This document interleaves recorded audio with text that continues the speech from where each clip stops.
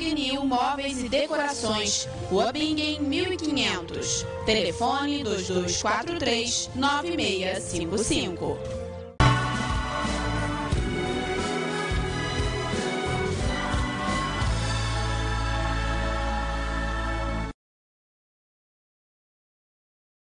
Voltamos ao vivo com o programa Saber Viver aqui pela Rede Petrópolis Televisão, canal 10, via Tech Cable. E hoje, como eu falei no primeiro bloco, hoje a gente vai abordar aqui 2 assuntos no nosso programa. E um deles é a questão que ocorreu nos jogos jurídicos. Você que está em casa já deve estar sabendo, ocorreu uma situação de preconceito, de racismo. E, claro, todos nós da imprensa estamos apoiando e falando no assunto. Inclusive, graças a Deus, por conta disso, acredito eu, né, por conta dessa força, desse apoio, uma das vítimas já fez a denúncia em relação ao ocorrido, e a gente sabe que isso é uma situação isolada, mas que ela ocorre em diversas casas, em diversos ambientes de trabalho, nas ruas, em qualquer lugar, né? E que, como foi lá nos jogos, os alunos que assistiram, eles ficaram indignados e tomaram uma atitude. E isso, sem dúvida, é o primeiro passo, sim, para que a gente possa mudar essa triste realidade. Bom dia, Adriana Souza, Adriana Rangel, Bom dia. Grazi Torres.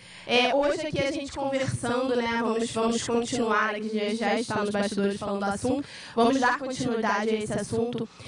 Gostaria que vocês explanassem a situação, né, que ocorreu, o ponto de vista de vocês em relação a isso e a importância desse feedback da população, das pessoas apoiarem, das pessoas também demonstrarem a indignação para que juntos, né, como eu falei aqui no início do programa, negros, brancos, mulheres, homens, todos nós, enquanto sociedade, possamos mudar essa realidade. Bom dia, muito obrigada. Ontem nós entregamos uma nota de repúdio. Nós, pessoas físicas que construímos isso pensando que isso ocorreu na nossa cidade imperial. Mas ocorre aqui durante muito tempo e a gente nem sabe das questões e, às vezes, o próprio negro nem identifica que sofreu racismo ou injúria. É uma questão para nós pensarmos. Se eles vieram aqui e foram recebidos nessa cidade e nesse ambiente, e de pensar, eu me comporto no ambiente, primeiro eu leio o que eu posso fazer. Quando eu chego aqui, eu leio o ambiente e percebo como eu posso me comportar. Se eu me sentir à vontade, eu vou me expressar. Se eu não sentir à vontade, aqui eu não posso me comunicar.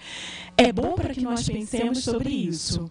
O que ocorre para que a pessoa que é equivocada, que é preconceituosa, ela encontre um espaço fértil para ela se manifestar?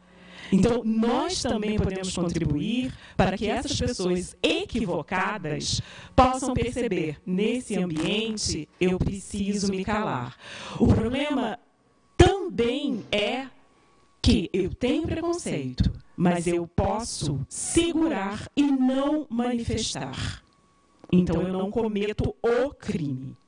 E, quando eu vou externalizar, eu estou cometendo o crime. Preconceituosos todos nós somos, e a gente precisa se reeducar. A questão é quando eu manifesto e agrido você. Exatamente. Você tocou numa questão, Adriana, essa questão é uma questão cultural, né? A gente sabe que o que aconteceu lá nos jogos jurídicos, como a gente já falou, acontece diariamente, acontece em ambientes fechados, que de repente outras pessoas que possam ter um entendimento do quanto aquilo é errado para manifestar, para levar a público, enfim. Então, a gente sabe que isso ocorre diariamente e não ocorre de hoje. Para aquilo ter acontecido, essas pessoas vêm de uma educação, elas vêm de um processo, né, que vai muito além delas mesmas. Eu acho importante a gente também falar disso, né? E é importante destacar o seguinte, já era uma prática, né? Diante de nós estávamos conversando com essa questão toda, um fato que era rotina nos jogos jurídicos. Né? O que acontece? Estávamos, nesse momento, diante de um público que não aceitou, que não foi omisso e cúmplice em relação a essa discriminação. Então, veio à tona. Porque, até então, eram omissos e cúmplices da questão da discriminação.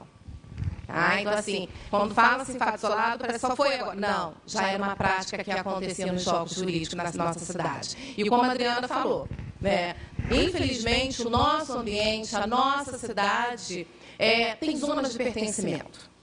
A população negra foi colocada num patamar e a população branca em outra.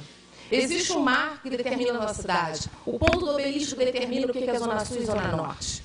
Se você observar, você sabe onde tem o maior número de população pobre e negra, e outra parte tem população branca e rica. Isso é nítido na nossa cidade. Só que, infelizmente, naturalizou.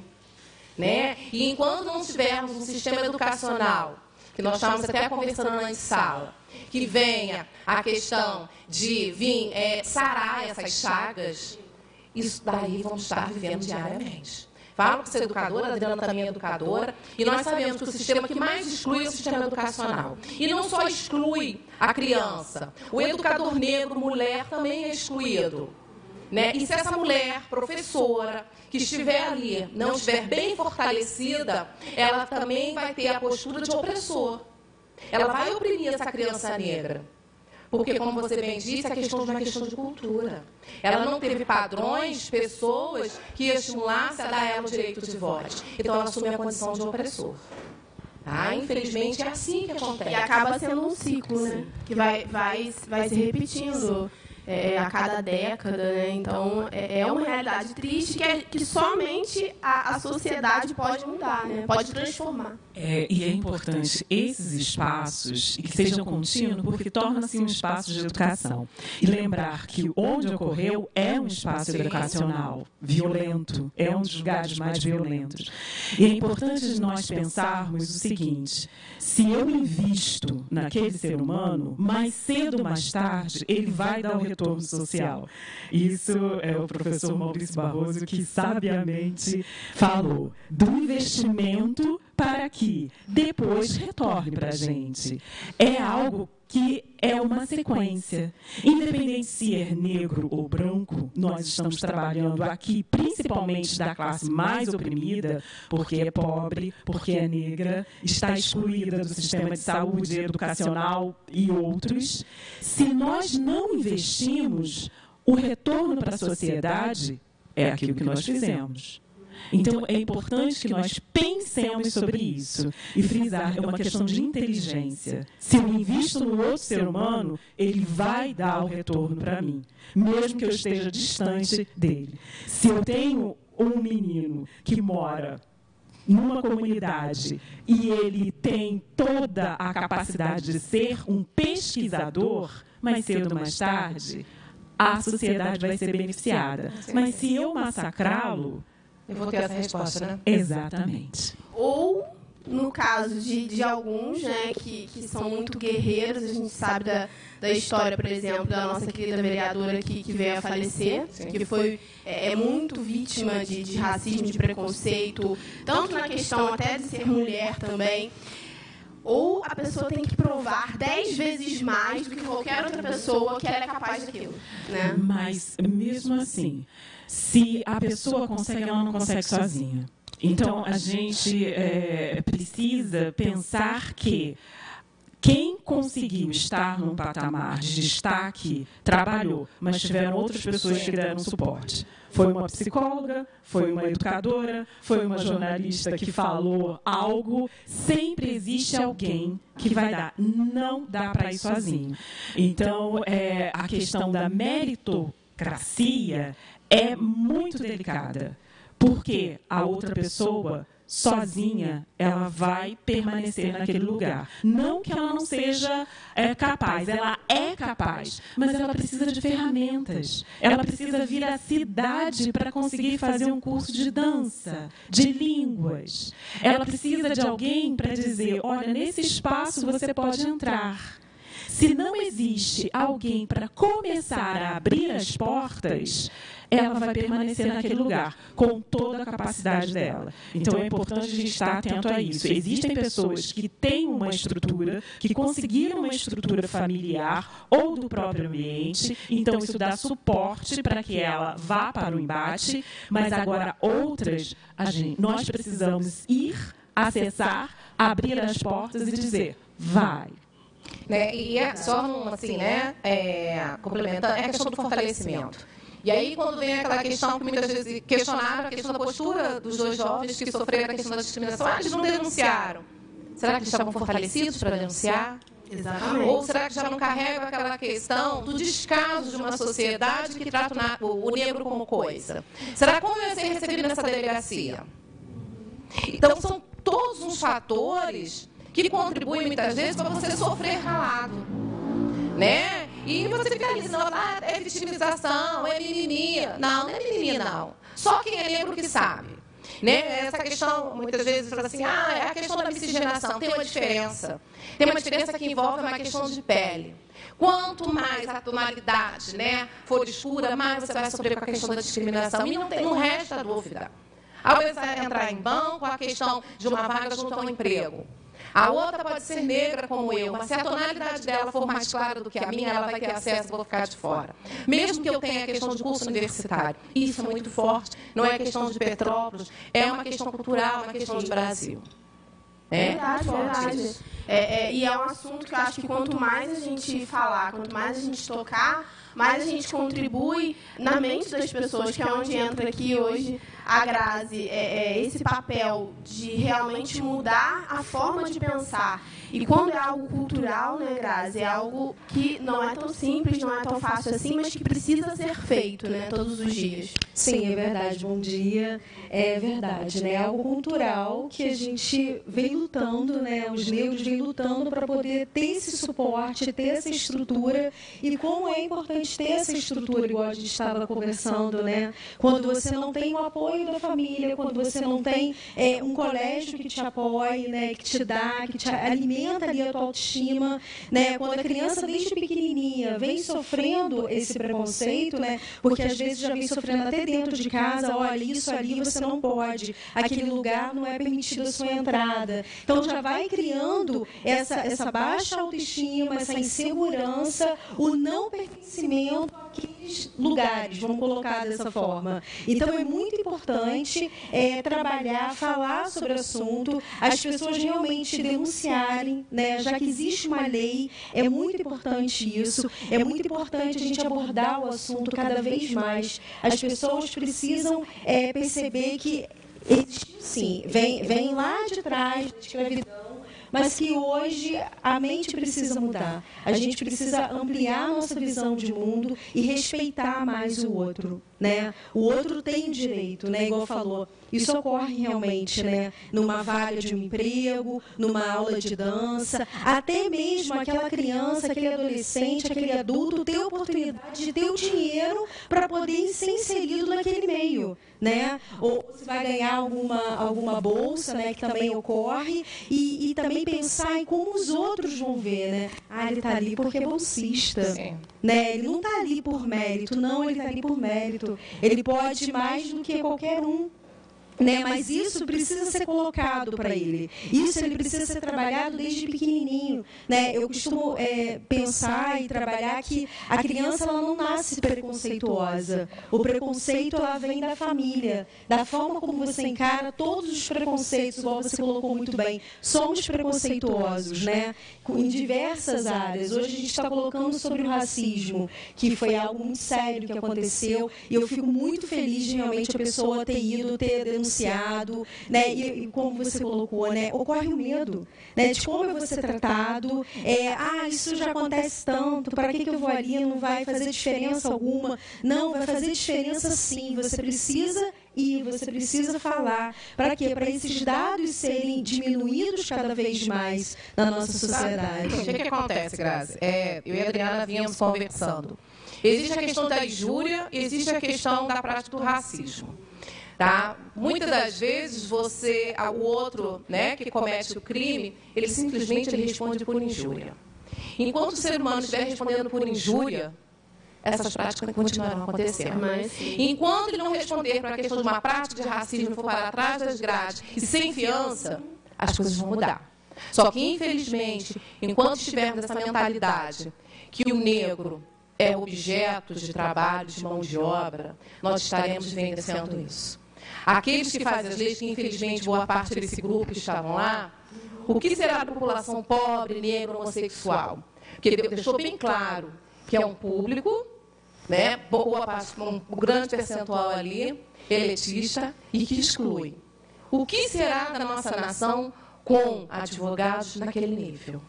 O que será? Essa é a minha preocupação, né? Eu fiquei questionando exatamente isso, né? Como será o nosso futuro se estudantes de direito estão agindo dessa forma, né? Que fazem as leis. Então, a gente precisa realmente parar, refletir e ampliar nossa visão de mundo. E isso precisa realmente virar um crime. Talvez só virando um crime, a pessoa realmente vai mudar. Não, a questão é na prática a coisa ser acolhida como crime, né? É virar um crime para realmente ser preso. Sim. E não apenas responder injúria. Sim. Né? Porque aí eu vou lá, vou dar uma cesta básica, vou fazer um trabalho comunitário e eu vou continuar agindo. A pessoa, assim, eu vou levar um susto. A pessoa A pessoa precisa... leva um susto, tá tudo bem depois, tá tudo ok? E a pessoa precisa ter consciência do ato que ela cometeu. Enquanto ela não tiver realmente aquela consciência, vai ser difícil realmente ter uma mudança. Hoje, tenho 45 anos, eu quero ver o desfecho disso, que infelizmente, daqui a pouco você vai cair no esquecimento, porque o poder da PUC é muito grande. E, infelizmente, ele vai ser só mais uma vítima do sistema. Infelizmente. Nós lutamos, e daqui a pouco isso vai cair na questão do esquecimento. Essa é a nossa história. E, infelizmente, não é possível ver ainda a questão do sistema que atua. Infelizmente. Porque precisa... Que hoje a saída, né? Acredito, né, que a gente precisa tentar encontrar uma saída para toda essa questão. Eu acho que hoje a saída é a educação, né? Que a Adriana já falou lá no início pra gente. A educação, acho que é a resposta, porque a criança, quando ela é pequena, e ela não tem isso. A gente não vê isso numa criança pequenininha. A criança, ela não tem essa coisa de se achar diferente, melhor ou pior do que ninguém. Isso vem sendo colocado na mente dela em tudo. Na mídia, na própria mídia, nas novelas, em tudo. Então a criança vai vendo e vai compreendendo. Os próprios brinquedos. Mas são os bonecos que você tem negro, né? Os bonecos negros são caríssimos e não tem. Eu fiz em pouca quantidade. Sim, né? Fiz um trabalho de educação infantil, onde eu fui procurar bonecos negros para fazer esse trabalho com um grupo de crianças de educação infantil. Eu não encontrava. Você vai procurar, rapidinho, você vai procurar as histórias infantis de personagens negros, você não encontra. Heróis negros dos contos, né, para as crianças, você não encontra. Então, cadê o padrão de referência para essa criança? Você não encontra. Infelizmente, você encontra muitas vezes uma condição marginalizada. Porque a criança se espera em alguém, né? Ela olha alguém que ela quer ser igual. Então, agora a gente vê, por exemplo, princesas negras. Porque até pouco tempo não tinha as princesas negras, né? Era a Branca de Neve, olha, né? A Bela Adormecida, que era loura, dos cabelos encaracolados. Então, quer dizer, hoje a gente vê que já existe. Por quê? Porque pessoas estão brigando por isso, por essa igualdade na prática. Porque na teoria ela é linda, né? Mas na prática ela é muito diferente. E a história diz, o Alberto Costa e Silva conta que existiam os reis de palhas, porque chegava a tribo, chegavam os escravizados e eles se direcionavam à pessoa que era líder, era o rei de palha. Mas os que escravizaram utilizavam uma pessoa que era a representação deles, mas quem coordenava era o rei de palha. Rainhas também. Então, está na nossa história e contribui para que as crianças percebam isso, que negros e brancos trabalharam, já passaram por reinados, ajuda nessa autoestima, nessa imaginação. Agora, você falou da educação, e da educação ampla, fora das quatro paredes da escola, porque existem professores não educadores preconceituosos, que transmitem e reproduzem dentro da sala de aula. Reforça a todo momento. Exatamente. Na saúde, a gente também precisa da educação, já no curso técnico, já na universidade, porque ao cuidar da mulher, da criança ou do homem negro, eu já deixo de lado por ser negro, ou nem perceber ou estudar quais são as necessidades daquele corpo que é diferente, não inferior, mas diferente. Então, é uma reeducação nossa em diversos setores. E a gente precisa muito, principalmente da psicologia, para eu me entender. Porque, às vezes, eu olho para a Grace e o que eu vejo nela é o que existe em mim, não existe nela. E o quanto as pessoas que cometem os crimes ainda não se deram conta que ela está usando o outro como espelho. Mas aquele espelho não é da forma que ela vê. Então, o que eu tenho de inferioridade, o que eu tenho de medo, o que eu tenho de defeito, o que eu não quero enxergar em mim, eu projeto na Carol. E aí a Carol é assim, mas ela não é, sou eu. Então, o quanto a gente precisa da psicologia, da educação, da saúde, a gente precisa de tudo isso para conseguir entender. É um trabalho multidisciplinar, né? Sem dúvida. Eu acho que isso aqui hoje, quem está em casa está aí compartilhando com a gente, eu acho que é um primeiro passo, é um primeiro momento. Vocês ontem com a nota, até compartilhei lá na minha página também, alguns amigos também compartilharam. Acho que é um primeiro momento para que a gente venha a mudar isso. Poxa, não tinha sido feita a denúncia ainda, nenhuma das vítimas fez. Quer dizer, uma delas se sentiu confortável para fazer, porque ainda tem, como vocês falaram, a questão assim, será que se eu chegar, as pessoas ainda não vão me fazer passar por isso de novo? Será que eu não vou passar por isso 2 vezes? Então, quer dizer, pelo menos eu vou para minha casa, tomo um banho e esqueço o que aconteceu. E tem muito isso também, né? Eu vou esquecer esse episódio e tudo mais, mas essas coisas marcam. Porque o sistema, ele faz isso com você. Eu falo que eu sou vítima de preconceito e discriminação da minha infância, vivo até hoje, sofro assédio moral. E aí você escuta muitas das vezes o sistema, vamos botar uma pedra em cima disso. Não é questão de botar pedra em cima disso. As leis foram feitas para serem cumpridas. E você ser respeitada. E aí você serve como padrão para outros.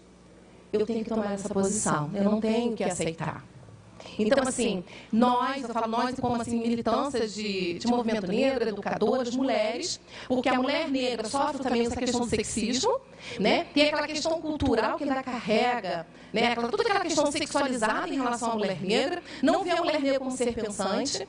Então, o que acontece? E é interessante que a maior parte dos movimentos em relação até essa causa são mulheres em Petrópolis. São mulheres que estão de frente nessa luta. Para quebrar esses paradigmas aí, né, desse modelo que foi dado, que a mulher negra ela é passiva, ela é para trabalho servil, ela não é questão de ação. Né? Mas dados estatísticos que mais sofrem a questão de trabalho, a questão de escolarização, são as mulheres. E é importante que, como a Adriana disse, somos maiorias mulheres e já trabalhamos há alguns anos abrindo caminhos, e como a gente precisa da mídia nesse sistema de educação e de esclarecimento e até de convite para trabalhos, que a gente já faz há alguns anos. E também, referente ao que você falou, a denúncia, é importante que a gente acompanhe a outra pessoa, que a pessoa não vá sozinha, porque sim, ela pode sofrer mais um preconceito e se fechar. Então, é muito importante que a gente acompanhe a outra pessoa, que nós possamos ser testemunhas ou até uma forma do outro que vai atender, ele percebe que precisa realmente cuidar e atender do outro e não reproduzir mais uma vez o racismo. É verdade, sem dúvida. Acho que é uma porta. Inclusive, a Adriana tem um convite para fazer para a população, né, Adriana? Temos. No no dia 9 de junho, no sábado, no Colégio Dom Pedro, de 9 a 12h30. Roda de conversa na terra dos avós. A Renata Aquino é de Petrópolis e ela fez uma pesquisa com os 5 quilombos existentes em Petrópolis. Ela é uma doutora em educação. Augusto Paulo, que é da Guiné-Bissau, e vai trabalhar sobre as comunidades de países de língua portuguesa. Todos convidados, entrada franca. É mais uma oportunidade para nós obtermos conhecimento, trocarmos informação e nos fortalecermos. Perfeito. Recapitula aí, pessoal, onde é, Adriana? Colégio Dom Pedro, de 9 a 12h30, no dia 9/6, no próximo sábado. Roda de conversa na terra dos avós. E tem o dia 20... Adriana Rangel. Eu vou fazer a Adriana voltar. Só levantar assim, Colégio Dom Pedro, nosso antigo CENIP, né? Nosso CENIP. Dia 20, né? Porque dia 21 é o dia de luta por uma educação sem discriminação. É como eu falei, o sistema que mais exclui é o sistema educacional. Sim. Né? E aí, quando entra a questão de cotas, e a gente, né, como educadores e pesquisadores, a gente vem apresentar dados. Então, assim, estamos dia 20, ali na Casa Cláudia Souza, né? Eu, Adriane, todo um grupo de profissionais, assistente social, professores, todo um grupo, das 15 horas até as 18 horas, discutindo várias pautas, a questão de gênero, a questão do sexismo, a questão da intolerância religiosa, porque nós sabemos que adolescentes, né, crianças que têm uma outra religião, principalmente de matriz africana, sofrem a questão da discriminação. Então, estaremos também com uma roda de conversa, uma mesa de debate em relação a essas questões. Perfeito. Queria agradecer a vocês três pela presença hoje. Foi uma conversa rica. A gente sabe que o tempo é curtinho, mas que, sem dúvida alguma, é importante a gente ter esse tempo, né? Isso a qualidade do tempo é o mais importante. Obrigada, meninas. Obrigada, Grazi. Grazi atende na Clínica Vitale, né, Grazi? Deixa eu falar, pessoal. Clínica Vitale, telefone 2235-5204, e tem nas redes sociais também, né? YouTube, psicóloga Graziele Chevran Torres, Facebook Graziele C. Torres e Instagram, psicóloga Graziele. Obrigada, viu, Carol? Foi ótimo. Agradeço vocês. Obrigada. Muito obrigada. E agora a gente está na linha aqui com o Yuri Moura. Bom dia, Yuri. Alô? Yuri? Alô? Oi, Yuri. Bom dia. Oi, cara. Bom dia. Bom dia, Yuri. Eu queria dar uma atualizada no pessoal que está em casa. Muita gente, acredito que queira ter informação em relação ao que ocorreu na Câmara, né? Infelizmente, a denúncia não foi recebida, ou seja, o assunto, a denúncia não será investigada. Eu queria que você explicasse um pouquinho para a gente como funciona isso. Bom dia, cara, novamente, para todo mundo que está escutando a gente aí, passando do programa. Bom dia. Bem, então, como você colocou, foi muito triste o dia de ontem, principalmente pela postura arrogante e até agressiva pelo número de vereadores. Outros foram bem omissos, votaram, desses 10 aí acompanharam, né, o governo, o papel do governo de defesa de Paulo e Dudu, mas outros foram piores ainda e tiveram essa postura arrogante com os manifestantes. Mas para poder entender melhor o que aconteceu, é bom a gente esclarecer. No dia de ontem não seria votada a cassação em si de Dudu que está foragido e do vereador Paulo que está preso. Ali se daria a aceitação do nosso pedido de início de um processo de cassação.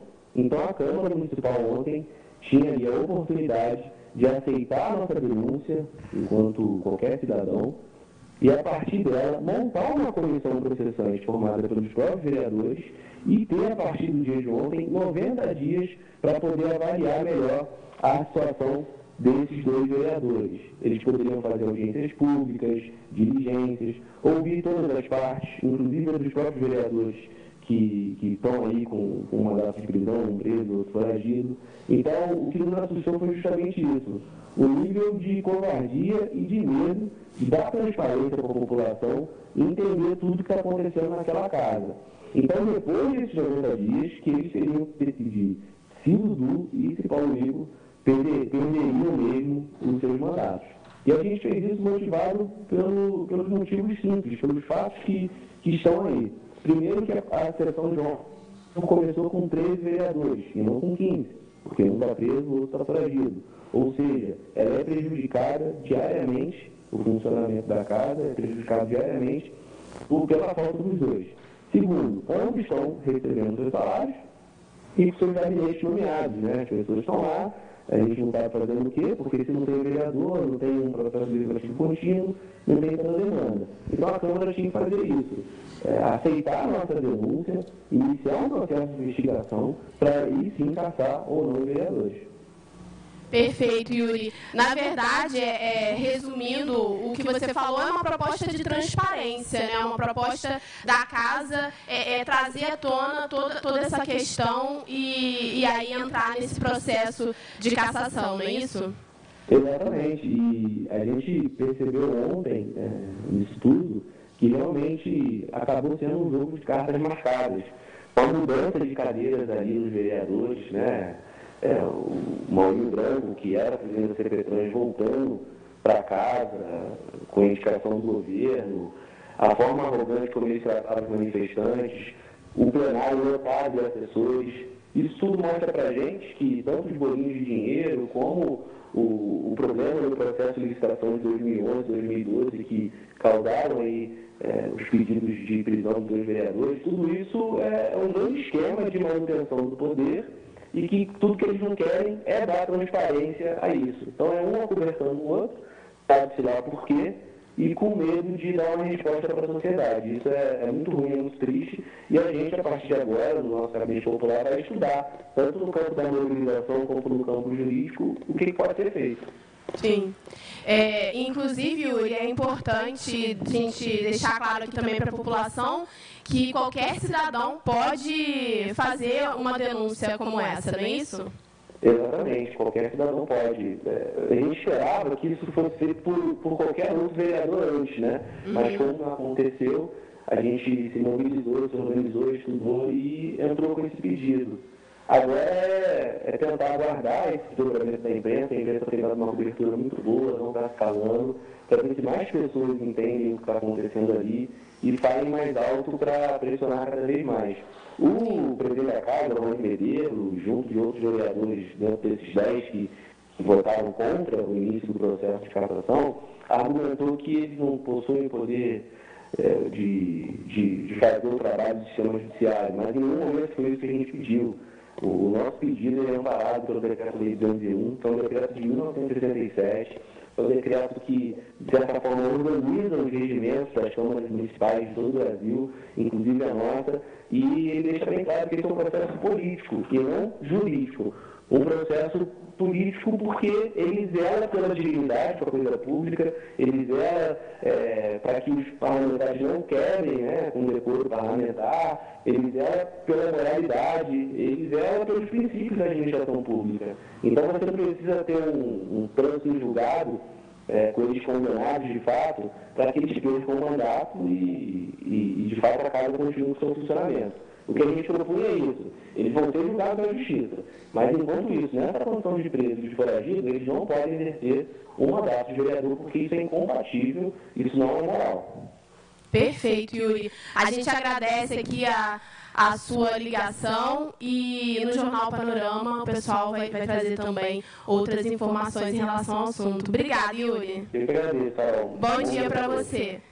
Bom, gente, quero mandar um beijo aqui especial para todo mundo que está participando lá no Facebook, em nosso ao vivo também, simultâneo lá no Facebook. Muita gente mandando beijo aqui para as meninas que participaram do programa. O Mauro Afonso mandou um abraço para vocês especial e uma galera aí ligando para a TV e tudo mais. A direção veio aqui passar o recado para a gente. Então, um beijo grande para todo mundo que está participando. Eu quero mandar uma dica aqui para você que está em casa, mandar um beijo grande também para o pessoal do Oishi Sushi. É culinária japonesa de primeira. Eu tenho certeza que você vai amar. Tem um atendimento delivery, você pode ligar nesse friozinho e pedir na sua casa. E vai rodar aí para você.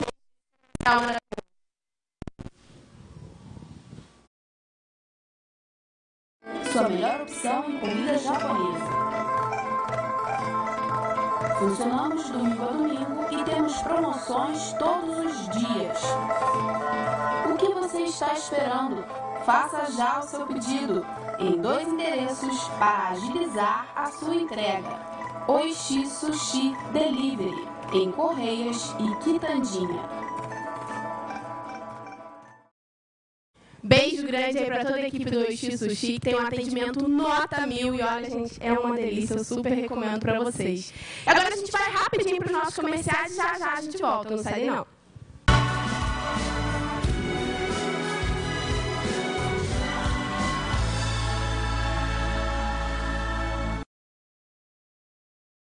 Na Fisiocipre você encontra uma equipe multidisciplinar. Tratamentos estéticos, fisioterapia clínica, osteopatia, pilates,